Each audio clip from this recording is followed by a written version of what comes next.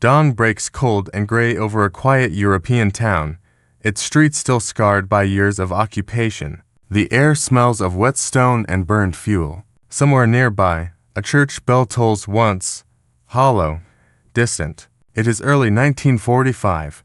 The war is collapsing inward on itself, but death still moves with discipline. In a small courtyard bordered by shattered walls, a man stands alone. His hands are bound. His uniform is torn, caked with mud and dried blood. He has not slept. Across from him, a firing squad assembles, Waffen-SS men, young and hardened, rifles resting against their shoulders with mechanical indifference. Orders are exchanged quietly. There will be no trial, no paperwork, just another body before sunrise. The condemned man studies their faces, not in fear, but in calculation. He knows the layout of the town. He knows the patrol patterns. He knows the weaknesses born from exhaustion and arrogance. Most of all, he knows this: the war has reached a point where discipline is fraying, and chaos is beginning to rule. In 6 hours, 23 SS officers will be prisoners, but at this moment, as the wind cuts through his torn coat and the rifles begin to rise, no one else knows that yet. The order to aim has not been given, and history is about to turn in a place no map bothers to name. By the winter of 1944-1945, the Second World War in Europe had entered its final, violent contraction. The Third Reich, once expansive and confident, was collapsing inward under the combined weight of Allied pressure from west and east. Cities burned nightly under Allied bombers. Rail lines lay twisted. Fuel was scarce. Command structures fractured. Yet even in retreat, the machinery of Nazi control still functioned, often brutally, often irrationally, on the Western Front. The failed German counteroffensive in the Ardennes, known to history as the Battle of the Bulge, had drained the last strategic reserves of the Wehrmacht. By January 1945, American, British, and Canadian forces were pushing steadily toward the Rhine. Towns changed hands in hours. Front lines blurred. Soldiers were no longer sure who controlled the ground they stood on. Further east, the Red Army was surging forward with unstoppable momentum. Operation Vistula Oder had shattered German defensive lines in Poland. Soviet spearheads were racing toward Berlin, leaving pockets of German resistance isolated behind them. Panic rippled through command centers. Orders were issued faster than they could be obeyed. In this chaos, the Waffen-SS still attempted to project absolute authority. Originally formed as Adolf Hitler's personal guard, the SS had grown into a vast, ideologically driven military organization. By 1945, its ranks were a mix of fanatics, conscripts, foreign volunteers, and exhausted survivors of years of war. Discipline varied wildly. Some units fought with grim determination. Others clung to terror as their last instrument of control. Executions, summary and unrecorded, became increasingly common. Anyone suspected of desertion, espionage, collaboration with resistance groups, or even defeatism could be condemned on the spot. Military law had collapsed into ideological reflex. The SS, especially, operated with near total autonomy, answering only to its own internal courts or field commanders. Across occupied Europe, resistance movements sensed the end approaching. Networks that had once hidden and waited now began to act openly. Sabotage increased. Intelligence flowed more freely to the Allies. Prison breaks became more daring. In many places, underground fighters no longer expected to survive the war, only to shape its final days. It was in this environment that one man found himself facing execution. He was not a civilian. He was trained, experienced, a product of Europe's long years of war. Depending on the records consulted, he had served in multiple units and under shifting flags, a reality common in the fractured loyalties of occupied territories. What is certain is that by early 1945, he was operating behind German lines, either as part of a resistance cell or as an irregular combatant attached loosely to Allied intelligence efforts. His capture had not been accidental. A German patrol had intercepted him during a sweep of a town recently reclaimed from partisan control. He carried no proper papers. His story did not align. A search revealed coded notes and a sidearm inconsistent with civilian identity. That was enough. There was no formal interrogation, no trial. The war had moved beyond such formalities. The decision was made swiftly, execution at dawn. Yet this town, battered, undersupplied, nervously held, was not the fortress the Germans believed it to be. The SS detachment stationed there was small, overstretched, and riddled with uncertainty. Communications with higher command were sporadic. Reinforcements were unlikely. Morale was brittle, held together more by fear than loyalty. The condemned man understood this terrain, not just geographically, but psychologically. He had watched the guards, count them, noted who drank too much, who boasted, who avoided eye contact. He had listened to their conversations in passing, heard the complaints about missing rations, about retreating fronts, about commanders who had fled west in civilian coats. Most importantly, he understood one immutable truth of collapsing armies. Authority collapses before manpower does. Men still carry weapons, but belief dissolves. As night gave way to the pale, uncertain light of morning, the condemned man stood bound in a courtyard that had once been a marketplace, a place of trade and laughter, now reduced to rubble and silence. Somewhere in the distance, artillery thudded, not close enough to threaten, but close enough to remind everyone that time was running out. He was not thinking of escape. He was calculating something far more dangerous, and as boots scraped against stone and rifles were checked for the final time, the conditions were aligning for an event no one present could yet comprehend, an event that would leave 23 SS officers disarmed, alive, and marching under guard before the day was over. The fragile order holding the town together was already cracking, and in that fracture, opportunity waited. The man scheduled to die at dawn did not resemble a hero in the traditional sense. There was no ceremony around him, no speeches, no final words recorded for posterity. He was lean from months of irregular rations, his face weathered by exposure and stress rather than age. What defined him was not appearance, but experience.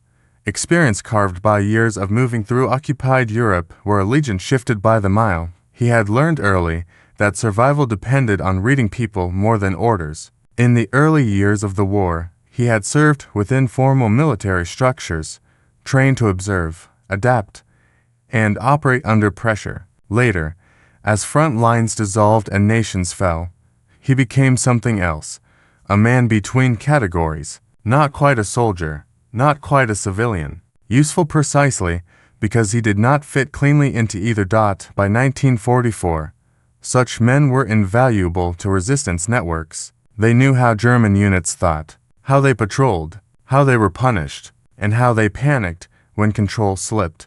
The town where he now stood condemned was one of hundreds scattered across contested territory. Its name would never appear in headlines, its significance lay not in strategic value, but in geography. Roads converged there, a rail spur passed nearby. Retreating German columns used it as a temporary waypoint that made it dangerous and volatile. The Waffen-SS detachment assigned to the town was not a full battalion, but a composite force assembled from remnants. Some were veterans pulled back from the Eastern Front. Others were young replacements rushed westward with minimal training. Their commanding officer, an SS Hauptsturmführer, had orders to maintain order and prevent desertion at all costs. He did so with severity bordering on paranoia. Discipline was enforced through fear. Executions were staged publicly to discourage resistance. The irony was that these displays increasingly betrayed weakness rather than strength.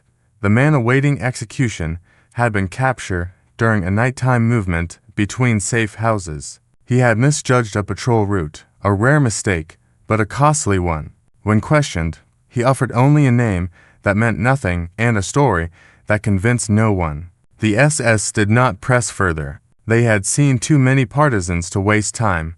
Yet during his brief detention, something unusual happened. He was not isolated. The building used as a holding site had once been a municipal office. Its interior had been repurposed hastily. Guards rotated frequently. Prisoners were moved in and out. The order was superficial. In this confusion, the condemned man observed more than he was meant to. He noted which guards spoke German with regional accents, Bavarian, Austrian, Rhineland. He noted which men deferred to others, and which barked orders to hide uncertainty. He listened when officers complained about fuel shortages, about missing radio contact, about rumors that American armor had crossed a nearby river. Most importantly, he recognized fear, not the fear of death, but the fear of abandonment.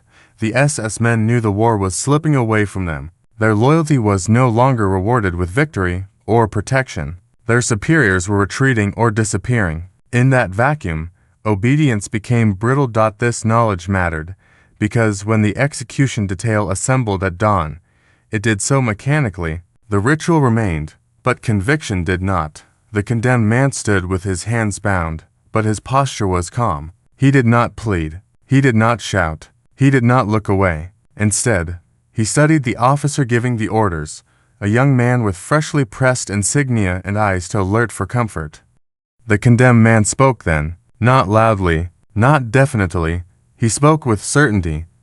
He referenced movements the SS unit believed secret. He mentioned a supply convoy delayed farther down the road. He named an officer who had deserted the previous night. He described an Allied advance that had not yet reached official reports. The effect was immediate, if subtle. Doubt entered the space. The officer hesitated, not because he believed the prisoner, but because he feared he might. Moments stretched. The wind stirred dust across the courtyard stones. In that pause, authority faltered. And in war, hesitation is a fracture point. What followed would not be a sudden explosion of violence, nor a cinematic charge. It would unfold through manipulation, timing, and the quiet collapse of certainty, a 6-hour unraveling that would leave 23 SS officers disarmed, detained, and alive against all expectations. The dawn execution had already failed. The day would belong to something else entirely. The men of the Waffen-SS who stood in that courtyard were not the ideological giants of propaganda posters. By early 1945, many were exhausted survivors of a war that had devoured its own mythology. They had marched east and west, watched comrades vanish into snow and smoke, and learned that survival often depended less on bravery than on timing. For them, fear had become constant, but misdirected. It no longer came from the enemy alone. It came from superiors who punished failure without context, from civilians who watched them with quiet hatred, from the knowledge that surrender to the wrong force could mean summary execution. This fear created cracks. The condemned man sensed those cracks instinctively. He did not challenge authority outright. He undermined certainty. When he spoke calmly, like someone who knew outcomes they did not. That tone unsettled the guards more than any threat could have. He mentioned units that had supposedly withdrawn without orders. He referenced a roadblock that had been overrun hours earlier. Each statement was plausible. Each forced the men listening to question whether their isolation was greater than they realized. Doubt spread silently. In a rigid hierarchy, doubt is contagious. Once one man hesitates, another notices. When to hesitate, authority weakens. By the time 3 do, command dissolves. The SS relied on fear as a weapon, but fear cuts both ways. The town itself was a tactical illusion. On maps, it was marked as secured. In reality, it sat on a seam between collapsing sectors. Radio contact with higher command was intermittent. Patrols sent out did not always return on schedule. Fuel shortages limited vehicle movement. Ammunition was rationed. The SS detachment had authority, but no depth. They held buildings, not ground. Their checkpoints were symbolic more than strategic. If challenged by a coordinated force, they would have been overrun within minutes. The condemned man understood this. He had moved through similar zones before, places where control existed only because no one tested it. He began to test it. He spoke of Allied reconnaissance units operating nearby, of partisans regrouping in the forests, of orders that had been issued and rescinded within hours. Each detail, whether fully true or not, aligned with what the soldiers already feared. He did not claim rescue was imminent. He suggested something worse. Abandonment. The idea that they were forgotten, that higher command had written them off, was more destabilizing than the presence of an enemy. It implied that any violence they committed now would not be justified later, that there would be no protection, no medals, no witnesses to shape the story. This uncertainty stalled decision-making. The execution order was delayed. Officers argued quietly. A runner was sent to verify information. He did not return quickly. Time, once rigid, began to loosen. The most dangerous moment in any authoritarian system is when the appearance of authority remains. But belief in it erodes. The condemned man exploited this precisely. He did not demand freedom. He proposed an order. He suggested that executing him would draw attention, that higher command would ask questions. He implied that keeping him alive, temporarily, was the safer bureaucratic choice. He framed himself not as a threat, but as a resource.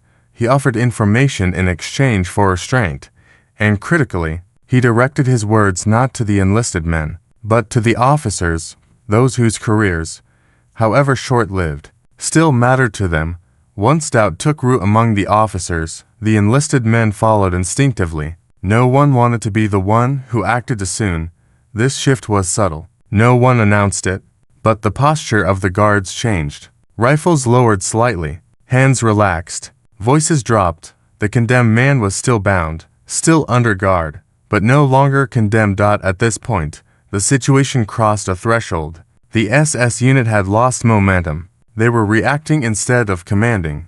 That loss of initiative would prove fatal to their authority, because outside the courtyard, movement was increasing. Civilians were watching from windows. Partisan couriers were slipping through alleys. Rumors were already spreading that the Germans were uncertain, divided, and vulnerable, and once that perception took hold, events accelerated. Within hours, what had begun as a scheduled execution would become something else entirely, a reversal powered not by firepower, but by hesitation. The balance had tipped, and the next phase would expose just how thin the line between captor and captive truly was. Leadership in the final months of the Third Reich was no longer defined by strategy, but by survival. Officers were trapped between contradictory orders: fight to the last man, hold ground at all costs, yet preserve forces for a war that was already lost. The result was paralysis disguised as discipline. The SS officer in charge of the town embodied this contradiction. He was young for his rank, promoted rapidly as casualties thinned the officer corps. His authority came not from experience, but from insignia and ideology. That distinction mattered. When the condemned man began speaking, the officer's first instinct was to assert control. But authority requires certainty, and certainty was in short supply. Every decision carried risk. Executing a possible intelligence asset could later be judged as sabotage of higher objectives. Sparing him could be seen as weakness. The officer stalled. In war, hesitation spreads faster than fear. Subordinates sensed it immediately. They saw the way their commander avoided eye contact with his superior's imagined gaze. They noticed his reliance on procedure rather than instinct. Leadership became performative rather than decisive. The condemned man exploited this vacuum. He spoke in the language of staff work, timetables, unit movements, plausible operational jargon. He positioned himself not as a threat, but as a variable the officer could not afford to miscalculate. And so the officer did what collapsing hierarchies often do. He deferred. He ordered the execution postponed pending verification. That single phrase shifted power. Once the execution was delayed, momentum shifted irreversibly. The condemned man was moved indoors, ostensibly for questioning. Guards rotated. Weapons were leaned against walls instead of held at the ready. Conversations became casual. Cigarettes were lit. The rigid geometry of power softened into something negotiable. Meanwhile, the surrounding environment responded.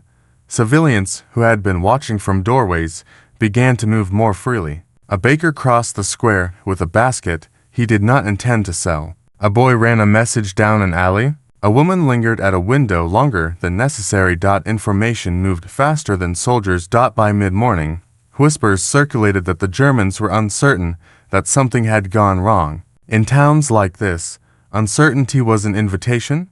Partisans, some armed, some not, began to gather at the edges of the town. They did not attack. They waited. Inside the command building, the condemned man continued to apply pressure. He spoke of allied columns advancing from multiple directions. He mentioned names of officers known to have defected or been captured, details that were true enough to sound credible, even if incomplete. The SS officers began to argue among themselves.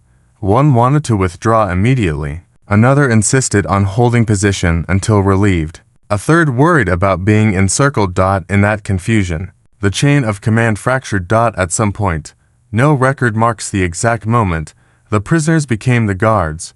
Weapons were not seized violently. They were handed over, one by one, under the pretense of reorganization. A rifle here, a pistol there. Each transfer was justified as temporary, procedural, logical. By the time anyone realized the imbalance, it was irreversible.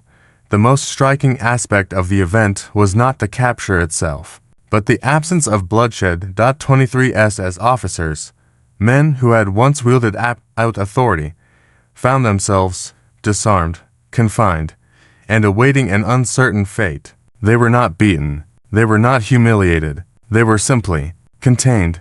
The condemned man became their custodian. This reversal carried immense symbolic weight. The machinery of terror had been neutralized not by force, but by its own contradictions. The SS had built its power on fear, yet fear now paralyzed it. Outside, the town exhaled. People emerged cautiously. Some brought food, others brought ropes. Someone produced a radio. News began to spread beyond the town's limits. The Germans had lost control without a fight. For resistance networks, this was a signal. For German units nearby, it was a warning. And for the condemned man, still not free, but no longer condemned, it marked the moment when survival became responsibility.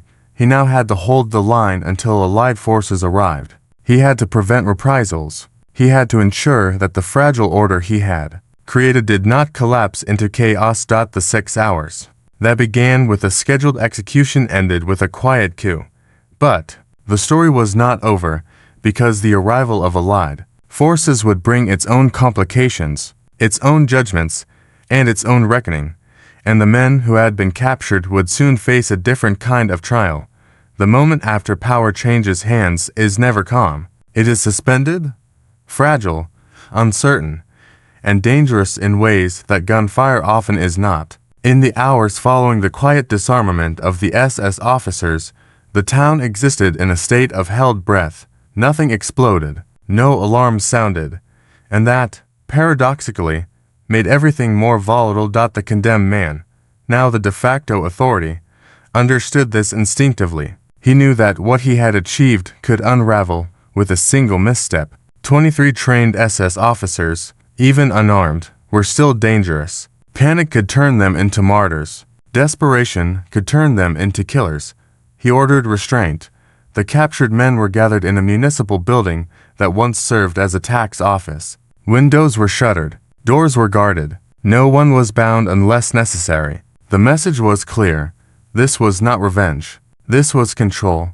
Outside, townspeople watched from a distance. Some recognized the uniforms inside. Others recognized the man giving instructions. Whispers moved faster than footsteps.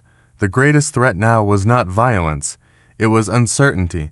The condemned man knew the German response would come in one of 3 forms: reinforcements, retreat, or confusion. He had to prepare for all 3.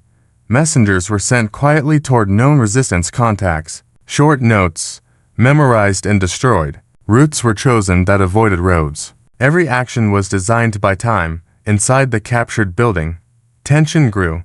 The SS officers were no longer united. Some remained defiant, convinced this was a temporary humiliation. Others were visibly shaken. A few, the youngest, showed relief that the killing had stopped. One officer, older than the rest, spoke first. He asked what would happen to them. The condemned man answered carefully. He did not promise safety. He did not threaten execution. He spoke instead of transfer, of being handed over to advancing Allied forces as prisoners of war, of survival through compliance. It was a calculated offer. Under the Geneva Conventions, SS status complicated matters, but by 1945, survival often depended less on legal definitions than on timing and circumstance. The offer split the group. Some saw it as their only chance, others suspected a trap, but none could deny the alternative, attempting to escape through hostile territory with no weapons and no support. They stayed. As the hours passed, the town grew louder. A distant rumble, not artillery, but engines, echoed faintly across the countryside. The sound carried possibility. It also carried risk. If German units arrived first, everything would collapse. The condemned man organized watches. Civilians were asked, not ordered, to help. This distinction mattered. Cooperation replaced coercion. Authority shifted from fear to shared interest. Food was brought, water distributed, wounds dressed. The transformation was subtle, but profound. By mid-afternoon, word reached the town that Allied reconnaissance elements had been sighted several kilometers away. The news spread quickly, cautiously, like a flame passed hand to hand. But the most dangerous moment was still ahead, because retreating German units were also moving. A motorized patrol appeared on the outskirts shortly after noon, a reconnaissance element probing the area. Shots were not fired. Instead, a tense standoff unfolded. Signals were exchanged. Civilians scattered. The condemned man faced a decision that would define everything. If he revealed the captured SS officers, the patrol might attempt a rescue. If he concealed them, the patrol might assume resistance activity and open fire. He chose deception. Messengers informed the patrol that the town was under partisan control and heavily defended, an exaggeration, but a believable one. They warned of ambushes that did not exist. They claimed Allied forces were minutes away. The bluff worked. The patrol withdrew, unwilling to risk engagement without support. That withdrawal marked the true turning point. The town was no longer under German control. By late afternoon, Allied armored elements approached. Cautiously, guns trained. Uncertain what they would find, the condemned man stepped forward to meet them. Behind him, 23 SS officers sat unarmed, guarded by civilians and resistance members. The scene was almost surreal. A man who had been scheduled for execution at dawn now stood as the intermediary between collapsing tyranny and approaching liberation. But the moment of reckoning was still ahead. Because what followed would determine not just the fate of the prisoners, but how this improbable reversal would be remembered, judged, and recorded. The first Allied vehicle rolled into the outskirts of the town just after mid-afternoon. Its engine noise cut through the uneasy quiet like a blade. Dust rose behind it, catching the light. A white star was stenciled on its flank, partially obscured by mud. For the civilians watching from windows and doorways, it was the sound of an ending. For the man who had been sentenced to die that morning, it was the sound of consequence. The armored car slowed as it approached the central square. Its turret rotated cautiously. Infantry followed on foot, weapons raised but fingers off triggers. Trained, alert, uncertain. They had been warned of possible resistance, of SS units refusing to surrender, of towns booby-trapped in retreat. What they found instead was silence. The condemned man stepped forward alone. He raised his hands slowly, palms open, not in surrender, but in clarity. He spoke in clear, controlled language, identifying himself and the situation. He stated the number of SS prisoners. He described their condition. He emphasized that no shots had been fired. The Allied officer listening, a captain, exhausted and dust-covered, did not respond immediately. He scanned the square, the shuttered windows, the civilians standing motionless. His men spread out, forming a perimeter. Then he nodded. The transition of authority began. Allied troops moved to secure the perimeter, while resistance members stepped back. The captured SS officers were ordered out one by one. Some complied with rigid discipline. Others hesitated, visibly shaken now that the reality of defeat stood before them. Hands were bound, names recorded, ranks noted. The men who had once enforced executions were now prisoners of war. For several minutes, no one spoke. The silence was thick with realization that this was not victory in the traditional sense. There were no cheers, no flags raised, only a quiet, irreversible shift, power draining from one side and settling, uncertainly, in another. The Allied captain turned to the man who had orchestrated it all. "Who are you?" he asked. The answer was practical, not heroic. A name, a role, a brief explanation, nothing more. There was no time for the ceremony. Reports were written, radio messages sent, orders given to move the prisoners to a temporary holding area under guard. Medical checks were performed. One SS officer collapsed from exhaustion. Another wept openly, the fight finally gone from him. By evening, the town was under Allied control. The condemned man, now a free man, sat on the steps of the same building where he had awaited execution hours earlier. The sun was lowering. Smoke drifted in the distance. The war continuing. Indifferent. An intelligence officer approached him with a notebook. "What you did here," he said carefully, "won't make the papers." The man nodded. He had not expected it to. "This sort of thing," the officer continued, "doesn't fit the narrative." There were no neat categories for what had happened. No formal battle. No clear chain of command. No official authorization. Just a collapse of fear, reversed. The man was offered transport, debriefing, reassignment. He accepted none immediately. He asked only that the civilians be left in peace and that the prisoners be treated according to the rules. Both requests were granted. As dusk settled, the town exhaled for the first time in years. The captured SS officers were loaded onto trucks and driven away, not to execution, but to captivity. Their war was over. For the man who had begun the day condemned, the outcome was more complicated. He had not sought heroism. He had simply acted when the moment demanded it. And now, as the front lines moved on and history closed around the event, his role would blur, recorded in fragments, footnotes, and fading memories, but the fact remained. In 6 hours, without firing a shot, he had turned execution into surrender. The war would grind on for weeks more. Cities would fall. Lives would be lost. Yet in this small town, on this single day, the machinery of terror had been halted, not by force, but by its own unraveling. And that, perhaps, was its most enduring defeat. In the days that followed, the town receded from the center of events as the war surged onward. Front lines moved. Maps were redrawn. Entire divisions shifted east and west. Yet for those who had lived through that morning, the memory did not fade with the sound of departing engines. The immediate aftermath was administrative, procedural, and almost clinical. The 23 SS officers were transferred through a series of temporary holding areas before being processed as prisoners of war. Their names were recorded. Their ranks were verified. Their units cross-referenced. Some would later face questioning related to war crimes. Others would disappear into the anonymity of post-war detention camps. A few would eventually return home to lives marked by silence and omission. The man who had orchestrated their capture was debriefed over several days. Intelligence officers documented his account carefully, checking timelines and corroborating details with local resistance members and Allied patrol logs. His story aligned, not perfectly, memory never does, but sufficiently. What struck Allied officers most was not the audacity of the act, but its precision. This was not chaos exploited by chance. It was a controlled inversion of power executed by someone who understood human behavior under stress. There were discussions about commendation. There were also concerns.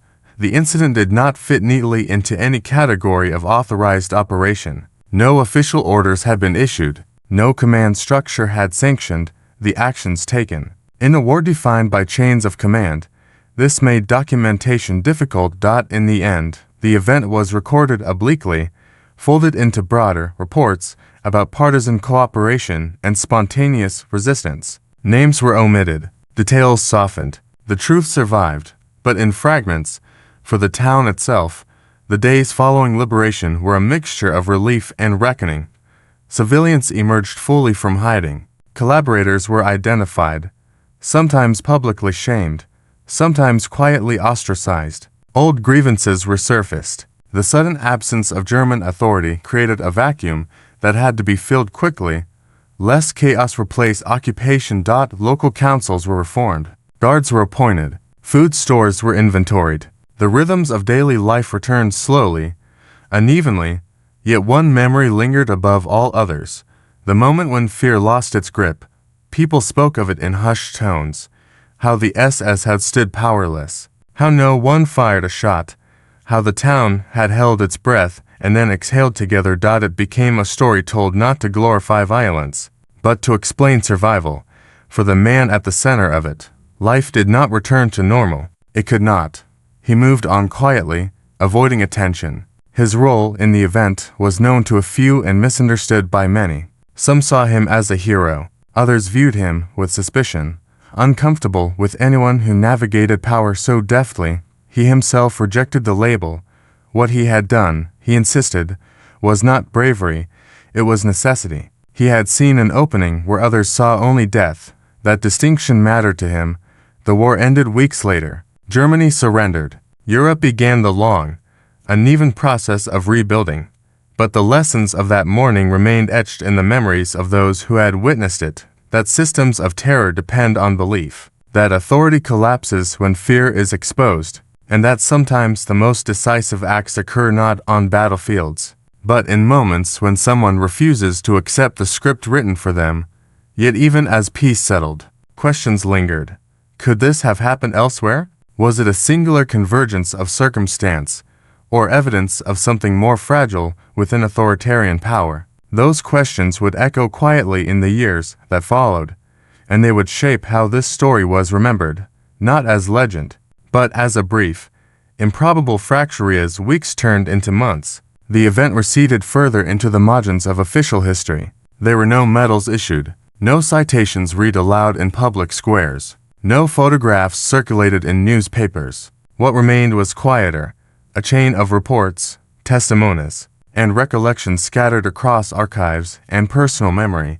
For military historians reviewing the collapse of German control in the region, the incident appeared as an anomaly, a footnote, a disruption in the expected pattern of retreat and resistance. Analysts noted it as an example of localized authority failure, a moment when command structure dissolved before physical defeat.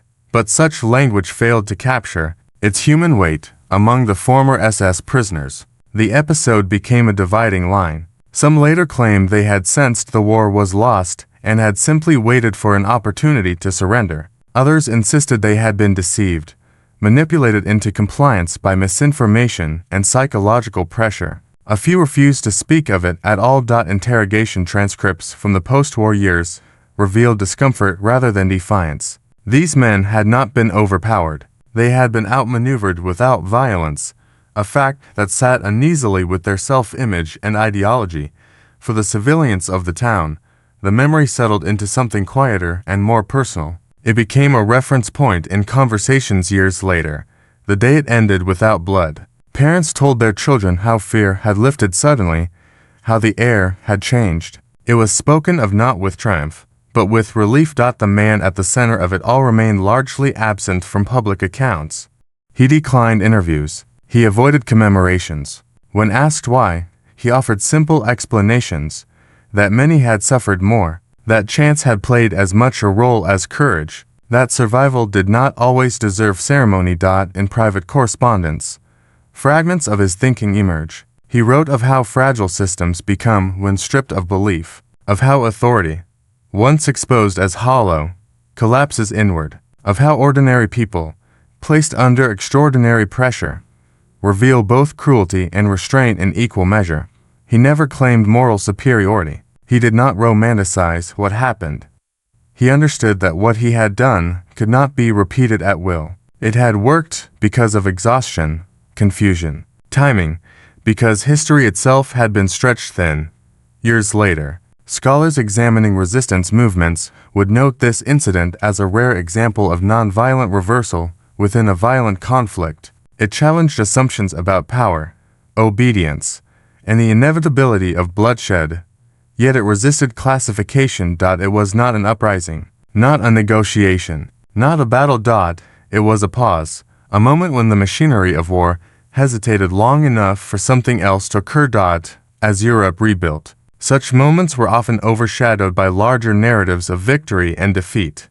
But in private memory, and in scattered documents, this one endured, because it suggested something unsettling and hopeful at once, that even at the edge of total collapse, human choice still mattered, that authority, however brutal, was never absolute, and that sometimes history turns not on the force of arms, but on the refusal to accept inevitability. The town would rebuild, roads would be paved, new generations would walk the square unaware of what had nearly happened there.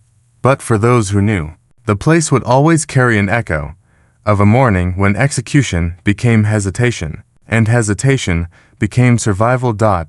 History often remembers war through its loudest moments, the thunder of artillery, the collapse of capitals, the signatures on surrender documents. Yet the truth of war is just as often shaped in silence, in spaces where no orders are given and no banners are raised. What happened in that small town was not a victory in the conventional sense. No territory was gained, no enemy force was destroyed, and yet something fundamental shifted. A system built on fear faltered when fear was no longer obeyed. The authority dissolved not because it was attacked, but because it was exposed as hollow. This is what makes the moment endure.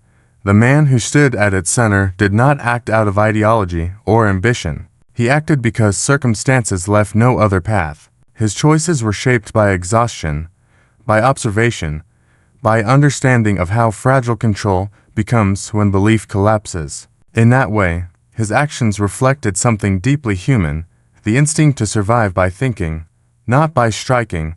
The captured officers, too, were human. Their defeat was not total annihilation, but a reckoning with the limits of power built on terror. When stripped of certainty, their authority evaporated. They were left with nothing but the same vulnerability they had imposed on others. History often frames the end of war as a clean line, a date, a document, a victory parade. But the truth is quieter. It happens in places like this, in a town barely marked on maps, in hours that leave no monument behind. What remains is not triumph, but understanding, that systems of violence rely on belief as much as force, that obedience is fragile, that even in the darkest structures, human choice persists. This story endures not because it was dramatic, but because it was possible, a moment when death was expected and withheld, when fear loosened its grip, when the machinery of war paused just long enough for humanity to step through. And in that pause, history bent, not loudly, not gloriously, but decisively.